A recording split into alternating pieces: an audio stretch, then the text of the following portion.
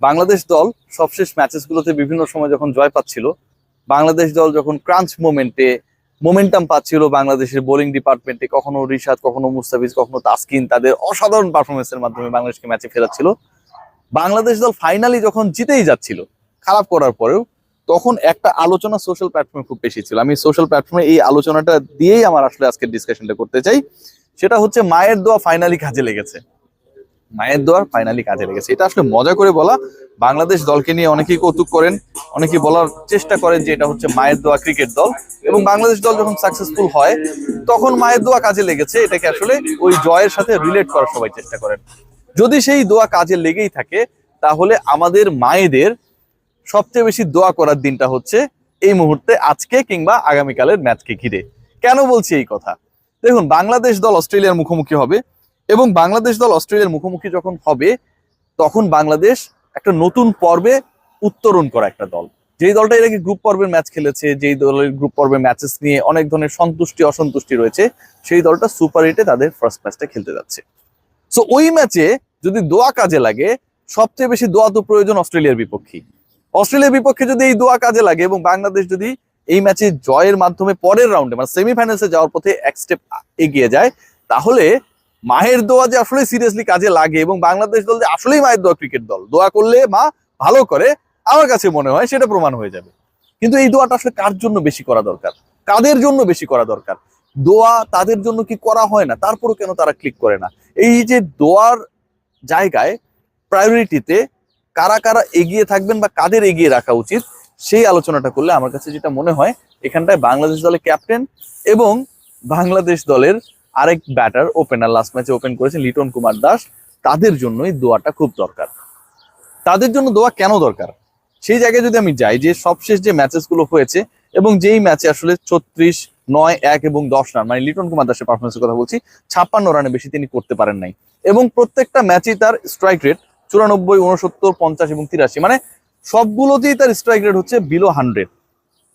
একই সাথে এই লিটন কুমার দাস, যাকে হচ্ছে ক্যারি করা হচ্ছে, যাকে হচ্ছে কখনো 3-এ খেলানো হচ্ছে, যাকে হচ্ছে কখনো ওপেনিং এ খেলানো হচ্ছে, মানে নানা সিচুয়েশনে লিটন কুমার দাসকে বাজিয়ে দেখার সুযোগ দেওয়ার চেষ্টা করা হচ্ছে টিম ম্যানেজমেন্টের পক্ষ থেকে, তারপরে যখন ক্লিক করেন না, ঠিক তখন লিটনের জন্য আমাদের সবাইকে অনেক বেশি সমর্থন বা দোয়া করতে হবে।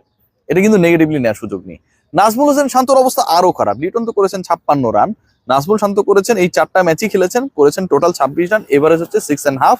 তার রানগুলো হচ্ছে 7, 14, 1 এবং 4, মানে 4টা ইনিংসের মধ্যে 3টাতেই সিঙ্গেল ডিজিট আউট হয়েছেন, এবং কোনোটাতেই 100+ স্ট্রাইক রেটে ব্যাট করতে পারেন নাই। নাজমুল হোসেন শান্ত, তিনি ক্যাপ্টেন, তিনি যদি ফর্মে না থাকেন, তার পারফরমেন্স যদি সমালোচনার মধ্যে চলে যায়, এবং এই পারফরমেন্সের একটা বড় প্রভাব আমার কাছে মনে হয় ন্যাশনাল টিমে পড়তেই যাচ্ছে। সুপার 8-এ খেলতে হলে আপনাকে ক্লিক করতেই হবে টপ অর্ডারে। সেই জায়গায় নাজমুল শান্তের জন্য আমার কাছে মনে হয় যে দোয়া করার যে প্রায়োরিটি, সেটা বেশি করে দেওয়া উচিত। বাংলাদেশ দল এই ম্যাচ যখন খেলতে যাচ্ছে, ঠিক তখন এমন একটা বাস্তবতায় টিম টাইগার্স, যেখানটায় আপনি চান আর না চান ক্রিকেটারদেরকে অন্তত ব্যাট হাতে সফল হতে হবে। যে উইকেটে খেলা হবে সোফার, যতক্ষণ আমরা বুঝি বা যতটুকু আমরা বুঝি, যেখানটায় রানস হবে।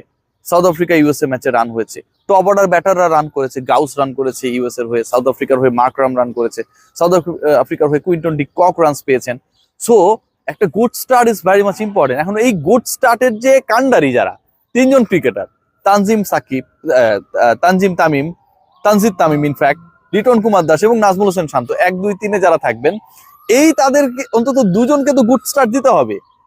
বাংলাদেশ যদি ভালো স্টার্ট না পায় এগেনস্ট অস্ট্রেলিয়া, তাহলে তো বাংলাদেশের এই সুপার 8-এ যে জয়ের লক্ষ্য, যে স্বপ্ন, কিংবা বাংলাদেশ দেখিয়ে দেবে এরকম একটা টেন্ডেন্সি, সেটা সফল হওয়া সম্ভব না। ব্যাটিং ডিপার্টমেন্ট এতটাই ওর্স। আমরা যদি খেয়াল করি যে এবারে বিশ্বকাপে মানে সুপার 8 শুরু হওয়ার আগ পর্যন্ত যে অবস্থা, তাতে প্রথম 24 জন ব্যাটারের মধ্যে বাংলাদেশের কেউ নেই। ভাবা যায় বাংলাদেশের কোনো ব্যাটার টপ 24 ব্যাটার্স এর মধ্যে নেই। এবং আরো দুঃখজনক হলেও সত্য যে যিনি রয়েছেন 25 নম্বরে, তার রান এখন পর্যন্ত 100 হয়নি, তাওহিদ হৃদয়। বাংলাদেশের এবারের বিশ্বকাপে সেরা ব্যাটার, দ্বিতীয় সেরা ব্যাটার হচ্ছেন, মানে তাওহিদ হৃদয় হাইয়েস্ট রান করেছেন, দ্বিতীয় সেরা ব্যাটার হচ্ছেন সাকিব আল হাসান। কত নিচে নামেন, এবং সেখানটায় গিয়ে তিনি কন্ট্রিবিউট করেছেন, এক ইনিংসে 64 রান করেছেন, তিনি হচ্ছেন দ্বিতীয় সেরা ব্যাটার। সো এই যখন সিচুয়েশন, এবং এই সিচুয়েশনে যখন মোটামুটি আপনাকে 170-80 রান অন্তত করতে হবে অস্ট্রেলিয়ার বিপক্ষে চ্যালেঞ্জ জানাতে হলে, আবার অস্ট্রেলিয়া যদি আগে ব্যাট করে সেটা 200-র কাছাকাছি রান চেস করার জন্য একটা টার্গেট সামনে চলে আসতে পারে, ঠিক তখন আমার টপ 3 ক্রিকেটারই যখন অফ ফর্মে থাকবেন, এটা কিন্তু অ্যালার্মিং। সেই অ্যালার্মিং সিচুয়েশন থেকে বের হওয়াটা খুব গুরুত্বপূর্ণ এবং সেটার জন্য টপ অর্ডারকেই পারফর্ম করতে হবে। নাজমুল শান্ত এবং লিটন কুমার দাস আমার কাছে মনে হয় খারাপ পারফরমেন্স করতে করতে তারা টায়ার্ড হয়ে গেছেন, এখন তাদের একটু রিফ্রেশ হওয়া দরকার উইথ দেয়ার ব্যাট। পারবেন সেটা তারা? আমি তো মনে করি পারবেন।